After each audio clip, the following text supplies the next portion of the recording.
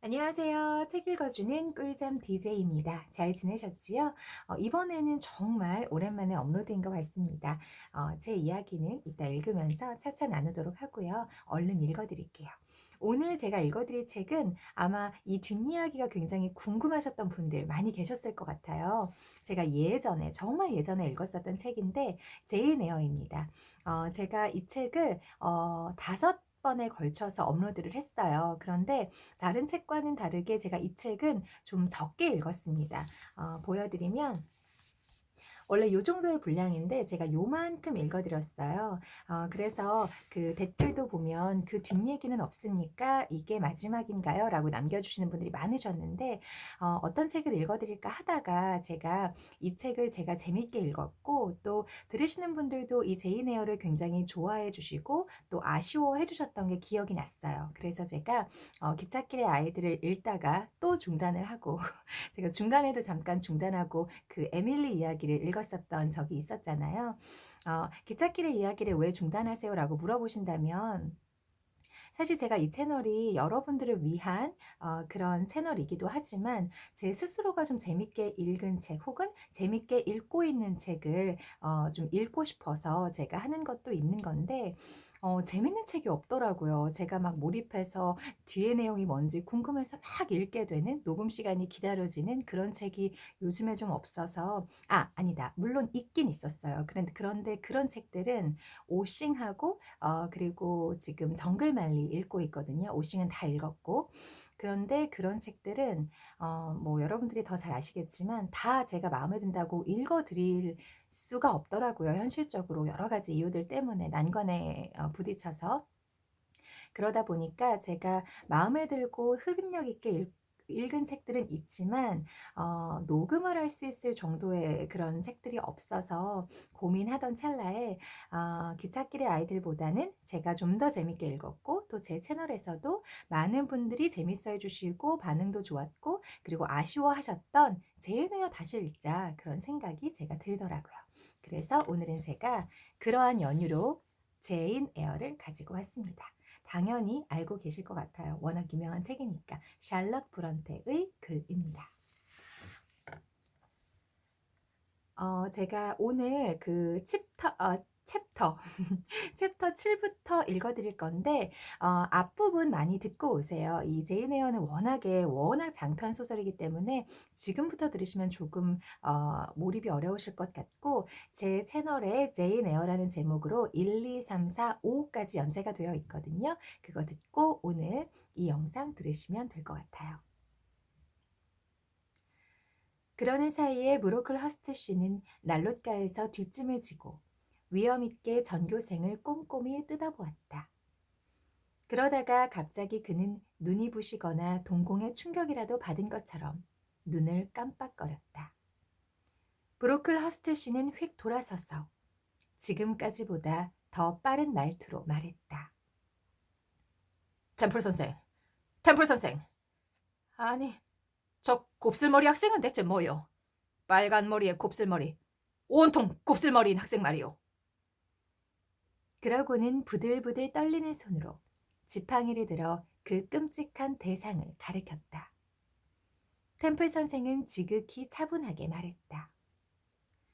줄리아 3번입니다. 줄리아 3번이라고요? 왜 머리를 곱슬머리로 만든 거요? 아니, 복음주의의 자선학교인 이곳에서 학교의 모든 계율과 원칙을 무시하고 머리카락을 지저분하게 곱슬머리로 만들다니. 저렇게 노골적으로 세속적인 유행을 따라도 되는 거요? 템플 선생은 훨씬 더 차분하게 대꾸했다. 줄리아는 원래 곱슬머리입니다.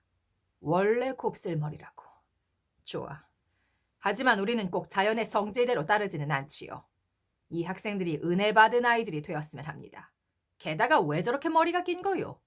내가 몇 번이나 넌지시 일렀소. 머리는 단정하고 정숙하고 수수해야 한다고 말이오. 템플 선생, 저 학생은 머리를 싹둑 잘라야 해요. 내일 이발사를 보내겠소. 쓸데없이 머리가 긴 학생들이 또 있구먼. 저 키 큰 학생, 돌아서라고 해요. 첫 번째 줄에 선 학생들은 모두 일어나서 벽을 보고 서라고 하시오. 템플 선생은 손수건으로 입을 가렸다. 자기도 모르게 웃음이 나와서 살짝 올라간 입꼬리를 감추기 위해서인 것 같았다. 어쨌든 템플 선생이 명령을 내리자 첫반은 그 말을 알아듣고 따랐다. 의자에 등을 살짝 기대니까 그 학생들의 찡그린 표정이 보였다. 브로클 허스트 씨가 그 표정을 보지 못한 것이 안타까웠다. 그랬다면 커다란 접시와 컵 바깥에서 아무리 난리를 쳐도 그 안에 든 것까지 간섭할 수는 없다는 것을 느끼지 않았을까? 브로클 허스트 씨는 5분쯤 이 살아있는 메달들의 뒷면을 살펴보고는 판결을 내렸다. 이 말은 마치 최후의 심판의 종소리처럼 느껴졌다. 머리를 다 자르도록 하시오. 템플 선생은 항의하려는 것 같았다. 브로클 허스트 씨가 계속해서 말했다. 선생, 나는 주인을 섬기고 있어. 이 세상이 아닌 왕국을 다스리는 주인을. 내 임무는 학생들이 욕망을 억제하도록 가르치는 것이오. 따은 머리나 하고 값비싼 옷을 입는 게 아니라 부끄러워할 줄 아는 마음을 갖고 절제된 옷을 입도록 가르치는 것이오. 우리 앞에 있는 젊은이들은 허영심에 이끌려 머리를 닦고 있군요. 그러니 이런 것들은 잘라내야 합니다. 머리를 따느라 시간을 허비한 것을 생각하면 브로클 허스트 씨는 여기까지 말하다가 그만두었다. 새 숙녀가 교실로 들어온 것이다. 그 숙녀들은 좀 더 일찍 와서 브로클 허스트 씨가 옷에 대해 설교하는 것을 들어야 했다. 그들은 벨벳과 비단과 모피로 화려하게 차려입고 있었기 때문이다. 셋 가운데의 젊은 여자 둘은 괄호 16살과 17살인 우아한 아가씨들이었다. 괄호 닫고. 유행하는 타조 깃털을 단 잿빛 비버 모자를 쓰고 그 우아한 모자 밑으로 숱이 많은 머리카락을 곱슬곱슬하게 정성껏 말아서 늘어뜨리고 있었다. 나이 많은 숙녀는 단비를 댄 값비싼 벨벳 쇼를 감싸고 있었으며 프랑스식 곱슬머리 가발을 이마 쪽에 붙이고 있었다. 이 숙녀들은 바로 브로클 허스트 씨의 부인과 딸이었다. 멍미. 템플 선생은 세 여자를 공손히 맞이하고 교실 맨 앞쪽 귀빈석으로 안내했다. 이들은 목사인 브로클 허스트 씨와 함께 마차를 타고 와서 브로클 허스트 씨가 가정부한테 볼일을 보고 세탁부한테 이것저것 묻고 템플 선생한테 설교를 하는 사이에 2층으로 올라오면서 방들을 샅샅이 조사한 모양이었다.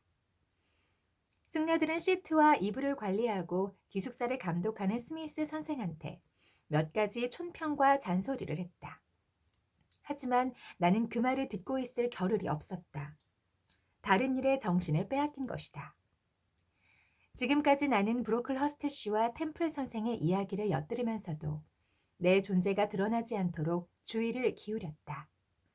눈에만 띄지 않는다면 괜찮을 것 같았다.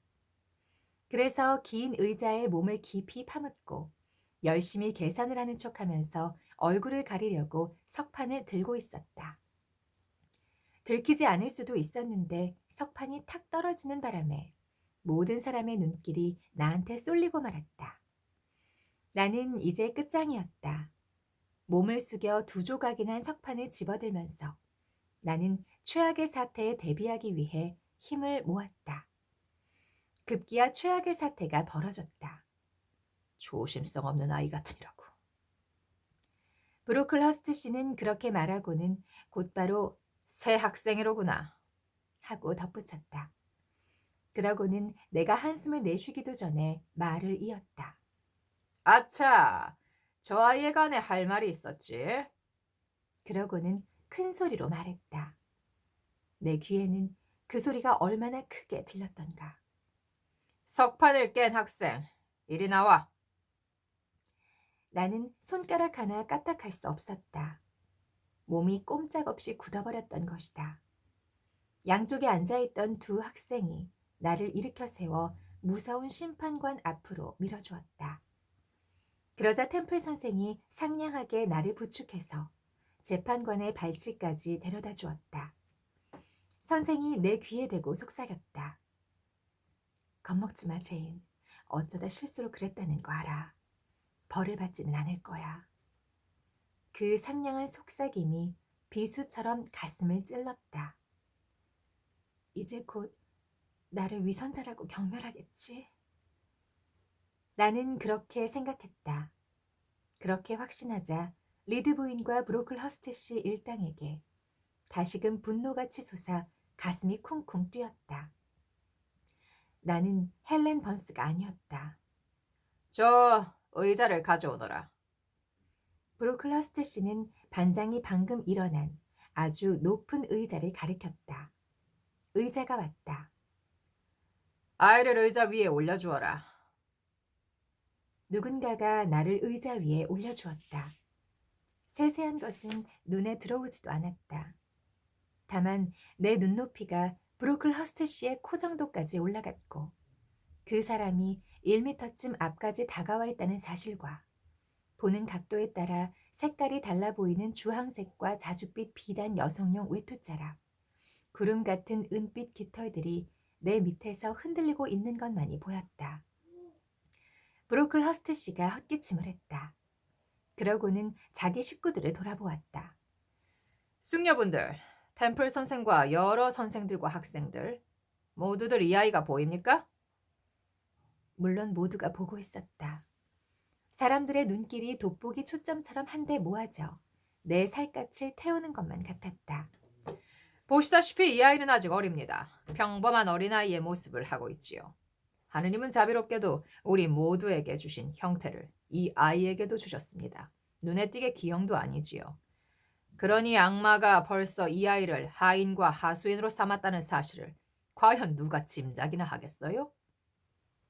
하지만 슬프게도 그것은 사실입니다. 잠시 침묵이 흘렀다. 그 사이에 나는 마비되었던 신경이 서서히 풀렸고 이미 루비콘 강을 건넜음을 알았다. 그리고 이 시련을 더 이상 피하지 말고 꿋꿋하게 견뎌내야 한다는 사실을 깨달았다. 검은 대리석 기둥 같은 성직자가 비탄에 젖어 말했다. 나의 사랑스러운 아이들이요. 이것은 슬프고도 우울한 일입니다. 하나님의 어린 양일지도 모르는 이 아이는 버림받은 아이임을 여러분에게 경고해야 하니까요. 이 아이는 착한 무리 가운데 하나가 아니라 사기꾼이자 이방인이요. 여러분은 이 아이를 잘 살펴봐야 합니다. 저렇게 되지 말아야 해요. 같이 있지도 말고 놀 때도 끼워주지 말고 대화도 같이 나누지 마세요. 선생들도 저 아이를 감시해야 합니다. 움직임 하나에도 눈을 떼지 말고 말을 잘 따져보고 행동을 살피고 영혼을 구하기 위해 육체에 벌을 줘야 합니다. 정말로 영혼을 구할 수 있다면 말이지요. 왜냐하면 이 아이는 그리스도의 땅에 태어났으나 브라마한테 기도를 하고 자간나타 앞에 무릎을 꿇는 어린 이교도보다 더 못한 이 아이는 바로 거짓말쟁이이기 때문입니다. 10분 동안 침묵이 흘렀다. 그 사이에 나는 완전히 정신을 차렸다. 브로클 허스트 씨의 부인과 딸들이 손수건을 꺼내어 눈에 갖다 댔다. 부인은 몸을 앞뒤로 흔들고 두 아가씨는 어머 끔찍해라 하고 소곤거렸다. 브로클 허스트 씨가 이야기를 다시 시작했다. 저 아이의 후원자한테서 들은 이야기를 하지요. 그분은 독실하고 너그러운 부인으로 고아인 저 아이를 양녀로 받아들이고 친딸처럼 키웠습니다. 하지만 저 불행한 아이가 은혜를 갚기는커녕 지독하게 배은망덕한 탓에 결국 이 훌륭한 후원자는 저 사악한 아이 때문에 순수한 자기 아이들까지 물들까봐 떼어놓을 수밖에 없었답니다. 옛날에 유대인들이 병든 사람을 베네스다 연못으로 보냈듯이 저 아이를 치료하도록 이곳으로 보낸 것입니다. 그러니 선생들과 교장은 저 아이 주위의 물이 썩지 않도록 해주시기 바랍니다. 이렇게 훌륭한 결론과 함께 브로클 허스트 씨는 외투 맨 윗단추를 끼우고는 부인과 딸들에게 뭐라고 나직하게 말했다. 그 고상한 사람들은 일어나서 템플 선생한테 인사를 하고는 위풍당당하게 점잔을 빼며 방에서 나갔다. 나의 심판관은 문가에서 돌아보며 말했다. 그 의자에 1시간쯤 더 서 있게 하고 오늘 하루가 끝날 때까지 아무도 말을 걸지 못하게 하십시오. 나는 의자 위에 홀로 서 있었다. 교실 한복판에 혼자 서 있는 벌은 창피해서 견딜 수 없을 거라고 말했던 내가 이제 모든 사람들이 바라보는 가운데 그것도 치욕스런 받침대 위에 올라가 서 있었다. 그것이 어떤 느낌이었는지 말로는 표현할 수가 없다. 하지만 그 느낌들이 솟아오르며 숨통을 막고 목을 죄어들고 있을 때 한 소녀가 다가오더니 내 옆을 지나갔다. 소녀는 지나가면서 눈을 치켜떴다. 그 눈에 얼마나 이상한 빛이 어려 있었던가. 그 눈빛이 얼마나 특이한 감각으로 나를 꿰뚫었던가. 그 순간 나는 얼마나 새로운 감정을 품게 되었던가. 그것은 마치 순교자나 영웅이 노예나 희생자 옆을 지나가면서 그 짧은 순간에 힘을 나누어 준 것과도 같았다. 나는 솟구치던 히스테리를 이겨내고 고개를 들고 의자 위에 굳건히 서 있었다. 헬렌 번스는 스미스 선생한테 공부에 관해 몇 가지 사소한 것을 물었다가 별것도 아닌 것을 묻는다며 꾸지람만 듣고 제자리로 돌아갔다. 지나가면서 다시 나에게 살짝 웃어주었다. 그 미소란. 지금 생각해보면 그 미소는 세련된 지성과 진정한 용기에서 우러나온 것이었다. 마치 천사가 내뿜는 빛처럼. 그 미소는 이목구비가 뚜렷하고 여윈 얼굴과 쑥 들어간 잿빛 눈을 환히 밝혀주었다. 하지만 그때 헬렌 번스는 팔에 777 모탐이라는 띠를 두르고 있었다. 1시간쯤 전에 숙제를 베끼다가 얼룩을 묻혔다고 스케쳐드 선생한테서 내일 점심때는 빵과 물만 먹으라는 벌을 받았다. 인간은 그렇게나 불완전한 존재인 법이다. 가장 깨끗한 행성의 표면에도 점들은 있는 법이다. 그리고 스케쳐드 선생 같은 사람은 그런 사소한 결점만 볼 뿐, 그 행성이 뿜어내는 눈부신 빛은 보지 못하는 법이다. 와, 박수 좀 잠깐 쳐도 될까요? 조용히 쳤습니다. 그 앞부분을 좀 읽으면서 너무 꼴보기 싫은 그 브로클 허스트 씨 때문에 제가 목소리를 연기하면서 읽었지만 정말 너무 성질이 났는데 이 끝부분에 이 제인 에어가 쓴 요 글 제가 다시 한번 읽어볼게요. 스케쳐드 선생 같은 사람은 그런 사소한 결점만 볼 뿐, 그 행성이 뿜어내는 눈부신 빛은 보지 못하는 법이다. 자기 손해지 뭐, 그쵸? 이렇게 스케쳐드 선생 같은 혹은 브로클 허스트 같은 사람들은 아름다운 그 행성이 가진 아름다운 빛은 보지 못하고 그 사람의 진정한 가치, 그 사람의 마음속에 있는 눈 속에 있는 그런 진정한 반짝반짝 빛나는 진주는 보지 못하고 그저 밖에서 누군가가 웃고 떠들고 자기가 판단하고 싶은 그 모든 자기 기준에 따라서 그 결점들만 바라보면서 계속해서 사람들을 학대하고 멸시하고 조롱하지요. 이 아까 제인 에어를 올려놓고 모든 아이들과 선생님들 앞에서 그렇게 너무나 큰 망신을 줄 때, 망신 정도가 아니죠. 망신이라는 단어로 너무나 부족하고 이것은 저는 육체적인 학대는 아니지만 분명히 명명백백한 정신적인 학대라고 생각합니다. 음. 그 학대를 당한 아이들이 본인 스스로 그것을 사실 깨닫고 그러니까 나는 그렇지 않은 사람이라는 걸 깨닫고 내 모습을 자아 존중감을 가지고 살아가는 것이 굉장히 중요한데 사실 그게 굉장히 어렵잖아요. 남이 나를 어떻게 대하느냐에 따라서 어린아이의 경우에는 자아 존중감이나 자아 효능감도 사실 조금 자라나기 마련이기 때문에 그래서 그렇게 목을 죄어들고 있는 그 답답함 때문에 부끄러움과 치욕스러움 때문에 힘들어하고 있는 제인에게 너무나 영민하고 따뜻하고 똑똑한 헬렌 번스가 지나가면서 그 눈빛을 보내주었을 때 아까 여기서 읽었던 것처럼 순교자나 영웅이 노예나 희생자 옆을 지나가면서 짧은 순간에 힘을 나눠준 것과도 같았다. 이렇게 내가 내 안에서 회복 탄력성을 발휘하지 못하고 있을 때 밖에서 누군가가 나에게 전해주는 물 한 모금, 따뜻한 말 한마디, 그리고 진심 어린 눈길은 정말 그 사람을 살려내는 그런 등불과도 같은 존재인 것 같습니다. 그래서 우리 모두가 제 오디오북 들으시는 모든 분들께서 그런 분이 되셨으면 좋겠어요. 내가 받은 사랑이나 내 안에 있는 빛과 그 아름다운 그 가치들을 밖으로 아파하는 사람들에게, 힘들어하는 누군가에게, 나보다 지금 조금 지쳐있는 사람에게 마구마구 나누어 주고 흘려보내는 그런 우리가 되었으면 좋겠습니다. 제 오디오북의 취지가 그거였고요.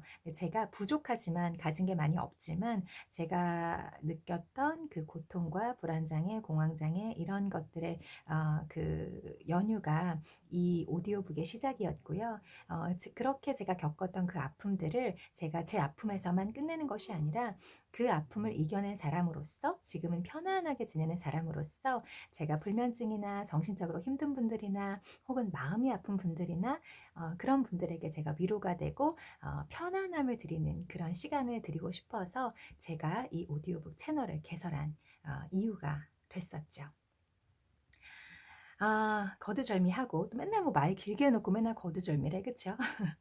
그러면 제가 이어서 제 8장 읽어 드리도록 하겠습니다. 어쨌든 저런 친구, 소중한 친구 한 명이 사람을 살리는 것 같아요. 30분이 지나기도 전에 5시 종이 울렸다. 수업이 끝나자 다들 차를 마시러 식당에 갔다. 나는 용기를 내어 의자에서 내려왔다. 벌써 저녁 어스름이 짙게 깔려 있었다. 나는 구석으로 물러나 바닥에 앉았다. 지금까지 나를 지탱해주던 마법이 사라졌다. 곧 그 반동으로 걷잡을 수 없는 슬픔이 밀려들어 나는 바닥에 엎드렸다. 그리고 울었다. 헬렌 번스는 거기에 없었다. 나를 지탱해줄 것이 아무것도 없었다. 나는 혼자 남겨지자 큰 슬픔에 젖어들었고 눈물이 마루 판자를 적셨다. 나는 로우드에서 착하게 지내고 많은 일을 할 작정이었다. 친구도 많이 사귀고 존경받고 사랑받고 싶었다. 벌써 나는 눈에 띄게 나아졌다. 그날 아침에는 우리 반에서 맨 앞자리에 앉게 되었다. 밀러 선생은 나를 진심으로 칭찬했다. 템플 선생도 인정한다는 뜻으로 엷은 웃음을 지어주었다. 그림을 가르쳐 주겠다고 약속했고 앞으로 2달 동안 계속해서 이렇게 실력이 늘면 프랑스어를 배울 수 있게 해주겠다고도 했다. 학생들도 나를 잘 받아주었다.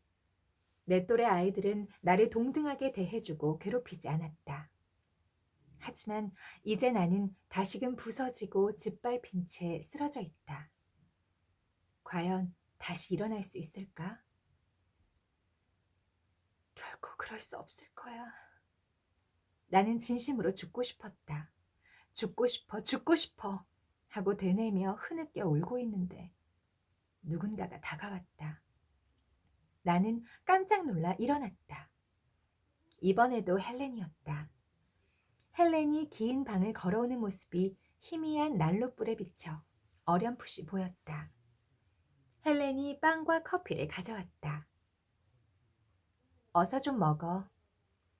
하지만 지금 상태로는 빵 한 조각, 커피 한 모금만 먹어도 목이 맬 것 같아서 둘 다 먹지 않았다. 헬렌은 놀란 듯 나를 찬찬히 살펴보았다. 무진 애를 썼지만 나는 더 이상 동요하는 마음을 가라앉힐 수가 없었다. 나는 큰 소리로 엉엉 울었다. 헬렌은 가까이 앉아서 무릎을 감싸 안고 팔 위에 머리를 기댔다. 그러고는 인도 사람처럼 침묵을 지켰다. 먼저 입을 연 것은 나였다. 왜 모두가 거짓말쟁이라고 믿는 아이랑 함께 있는 거예요? 모두라고? 아니야. 네가 거짓말쟁이라는 말을 들은 사람은 고작 80명 뿐이고 세상에는 수백, 수천만의 사람이 있어. 하지만 수백만 사람들이 나랑 무슨 상관이에요? 내가 아는 80명이 나를 경멸하는데. 제인, 그건 오해야. 학교 사람들 가운데 너를 싫어하거나 경멸하는 사람은 한 명도 없을 거야. 많은 사람들이 너를 몹시 딱하게 여기고 있어. 브로클 허스트 씨가 그런 말을 했는데도 어떻게 나를 안 됐다고 생각할 수가 있죠? 브로클 허스트 씨는 신이 아니야. 훌륭하고 존경받을 만한 사람도 아니고. 여기서 그분을 좋아하는 사람은 거의 없을걸? 좋아할 만한 일을 한 적이 없으니까. 그분이 너를 특별히 귀여워했다면 아마도 사방에서 적들이 나타나거나 도사리고 있거나 했을 거야. 사실은 많은 아이들이 너한테 안 됐다는 말을 해주고 싶어 할 거야. 선생님들과 학생들이 하루 이틀쯤 차갑게 볼지도 모르지만 마음속에는 호의적인 감정이 숨어 있어. 네가 계속 학교 생활을 잘 해나간다면 그런 호의적인 감정은 잠시 억눌린 것을 보상이라도 하듯이 더 뚜렷하게 나타날 거야. 게다가 제인, 헬렌은 잠시 말을 멈추었다. 네 양심이 떳떳하고 죄가 없다고 말한다면 온 세상 사람들이 너를 미워하고 사악하다고 믿어도 네 곁에는 반드시 친구가 있을 거야. 없어요. 나 자신을 좋게 생각해야 한다는 건 알아요. 하지만 그것으로는 부족해요. 남들이 나를 사랑하지 않는다면 차라리 죽는 게 나아요. 미움받으며 외롭게 사는 건 도저히 견딜 수가 없어요. 정말이지. 언니라든가 템플 선생님이라든가 내가 진정으로 사랑하는 사람한테서 진정한 사랑을 얻을 수만 있다면 팔이 부러지거나 황소뿔에 받치거나 뒷바지라는 말한테 가슴이 걷어차인다 해도 기꺼이 그만해 제인. 너는 인간의 사랑을 너무 대단하게 생각하고 있어. 너무 충동적이고 격렬해. 네 형상을 창조하시고 거기에 생명을 불어넣으신 주님의 손은 너에게, 아니 너와 같은 사람들에게 연약한 자아만을 주시진 않았어. 의지할 만한 것도 주셨지. 이 세상 말고도, 이 인류 말고도 보이지 않는 세계와 영혼의 왕국이 있어. 그 세계는 어디에나 있기 때문에 우리 주위에도 있어. 그 세계에 사는 영혼들은 우리를 지켜보고 있지. 우리를 지키라는 부탁을 받았거든. 우리가 고통과 치욕 속에서 죽어간다 해도, 사방에서 경멸의 채찍질이 날아오고 증오가 우리를 짓밟는다 해도 천사들은 우리가 고통받는 것을 다 보고 있고 우리한테 죄가 없다는 사실을 알아줄 거야. 우리가 죄가 없다면 말이야. 브로클 허스트 씨는 리드 부인이 한 이야기를 별 호소력도 없이 거드름을 피우며 그대로 되풀이했지만 넌 잘못하지 않았다는 거 알아.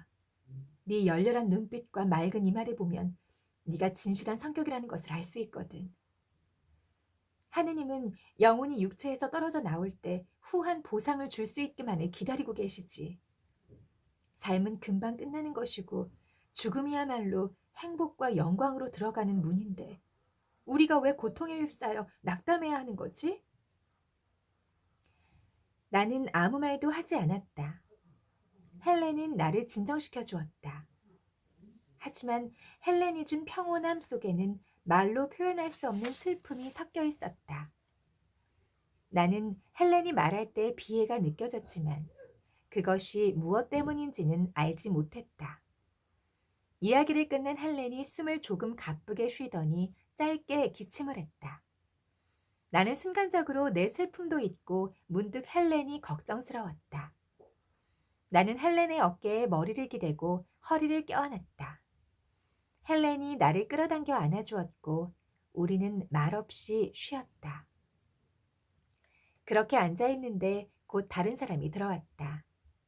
낮게 깔려있던 구름이 바람에 날아가면서 달이 환히 드러났다. 가까운 창문에서 달빛이 새어 들어온 덕분에 금방 템플 선생님임을 알 수 있었다. 템플 선생이 말했다. 제인, 일부러 너를 찾아왔단다. 내 방으로 오너라. 헬렌 번스랑 같이 와도 괜찮아.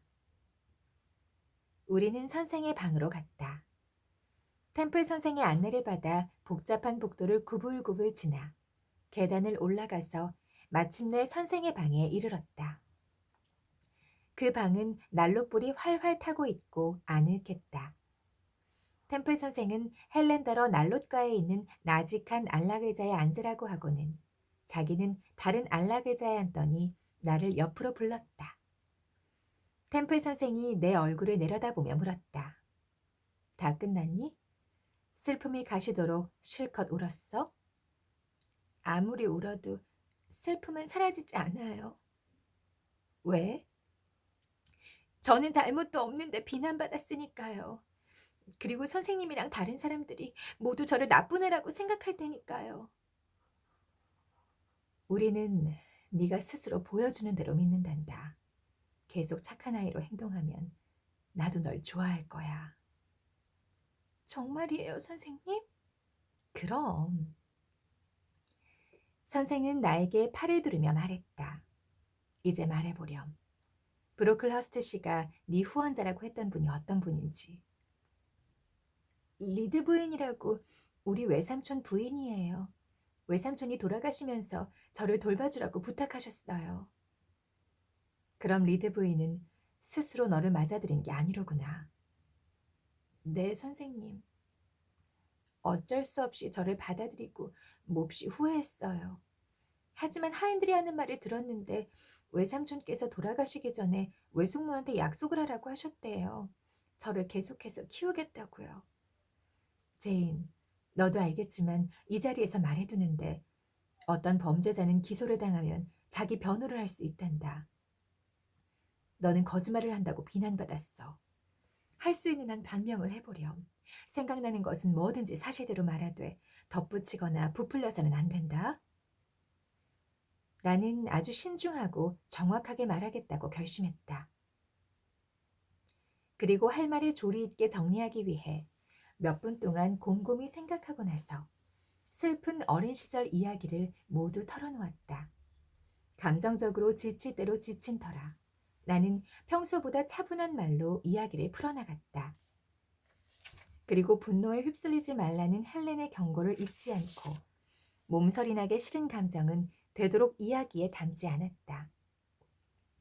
그렇게 이야기가 절제되고 간결해지자 더 믿을만하게 들렸다. 나는 이야기를 하면서 템플 선생이 나를 완전히 믿고 있음을 느꼈다. 나는 붉은 방에서 발작을 일으킨 뒤로 로이드 씨가 나를 보러 온 이야기를 했다. 붉은 방에 있었던 그 무서운 사건을 절대로 잊을 수 없었기 때문이다. 그 사건을 세세히 설명하다 보니 어느 정도는 흥분하게 되고 말았다. 미친 듯이 용서를 빌어도 리드 부인이 매정하게 퇴짜를 놓고 유령이 나오는 그 어두운 방에 다시 나를 가두었을 때 느꼈던 그 고통을, 심장을 쥐어짜는 듯한 고통을 도저히 누그러뜨릴 수 없었기 때문이었다. 마침내 나는 이야기를 마쳤다. 템플 선생은 몇 분 동안 말없이 나를 찬찬히 바라보았다. 그러고는 입을 열었다. 내가 로이드 씨를 좀 아니까 편지를 쓰마. 그분 답장이 네 이야기와 똑같으면 너는 공개적으로 모든 오명을 벗게 될 거야. 나는 네가 잘못이 없다고 생각한다. 템플 선생은 나에게 입을 맞추고는 여전히 나를 자기 곁에 두었다. 나는 템플 선생 곁에 서 있는 것이 너무나 즐거웠다. 나는 선생의 얼굴과 옷, 한두 가지 장식물, 하얀 이마, 윤기나는 곱슬머리와 반짝이는 검은 눈동자를 바라보면서 어린애다운 기쁨을 얻고 있었다. 템플 선생은 이어서 헬렌에게 말했다. 오늘 밤은 어떠니, 헬렌? 오늘도 기침을 많이 했니? 그렇게 많이 한 건 아니에요, 선생님. 가슴이 아픈 건 어때? 조금 나아졌어요. 템플 선생이 일어나서 헬렌의 손을 쥐고 맥박을 짚었다. 그러고는 다시 자리로 돌아왔다. 자리에 다시 앉을 때 나직하게 한숨 소리가 들려왔다. 템플 선생은 잠시 수심에 차 있더니 일어나서 명랑하게 말했다. 너희들은 오늘 밤 내 손님이다. 그러니 손님 대접을 해야지. 템플 선생이 종을 울렸다. 곧 하인이 종소리를 듣고 오자 이렇게 말했다. 바르바라, 난 아직 차를 마시지 않았어요. 그러니 차를 가져와요. 그리고 이 두 아가씨들한테도 찻잔을 갖다 주세요. 곧 차가 나왔다. 난로가 가까이 조그만 둥근 탁자 위에 놓여있던 도자기 찻잔과 화사한 차주전자가 얼마나 예뻤는지 모른다. 차에서 피어오르는 김과 토스트 냄새는 또 얼마나 향기로웠던가. 하지만 실망스럽게도 토스트는 아주 조금밖에 되지 않았다. 템플 선생도 그것을 알아차렸다. 템플 선생이 말했다. 바르바라, 빵과 버터 좀 더 갖다 주겠어요? 세 사람이 먹기엔 좀 모자르는군요. 바르바라는 방에서 나갔다가 금방 돌아왔다. 선생님, 하든 부인이 그러는데 평소와 똑같은 양이라고 합니다. 하든 부인은 가정부였다. 브로클 허스트 씨와 마음이 맞았고 똑같이 고래 수염과 쇳덩이로 만들어진 사람이었다. 템플 선생이 말했다. 아, 알았어요. 그럼 이걸로 대충 먹어야겠네요. 템플 선생은 웃으면서 덧붙였다. 다행히 이번만큼은 넉넉하게 먹을 수 있단다. 템플 선생은 헬렌과 나더러 탁자에 가까이 오라고 하더니 우리 앞에 맛있어 보이는 얇은 토스트 조각과 찻잔을 하나씩 놓아주고 일어났다. 그러고는 서랍을 열어 종이로 싼 꾸러미를 꺼내와서 열어 보였다. 꾸러미 속에는 씨앗이 들어간 큼직한 케이크가 있었다. 선생이 말했다. 이건 너희들이 갈 때 주려고 했던 건데 토스트가 너무 적으니까 지금 먹어야겠구나. 그러고는 큼직큼직하게 케이크를 잘라주었다. 우리는 신들의 술과 음식이라도 되는 듯 그날 저녁을 맛있게 먹었다. 맛있는 음식으로 허기를 달래는 모습을 흐뭇하게 바라보는 템플 선생의 모습에서도 우리는 적지 않은 기쁨을 누렸다. 차를 다 마시고 나서 하녀가 그릇들을 내가자 템플 선생이 우리를 다시 난롯가로 불렀다.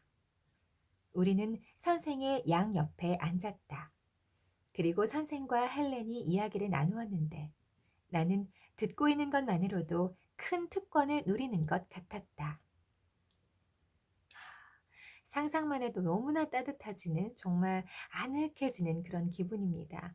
이렇게 어른다운 어른 그리고 우리의 마음과 이 육신을 채워주는 따뜻한 차와 케이크 그리고 활활 타오르는 그 벽난로가 있는 곳이라면 우리 제인 에어가 그리고 헬렌이 몸과 마음을 회복하는 데 충분할 것 같습니다. 상상하면서 읽으니까 제 마음이 거기에 있는 것처럼 굉장히 따뜻했던 그런 챕터였습니다. 이어서 제가 또 읽어드리도록 하겠습니다. 감사해요.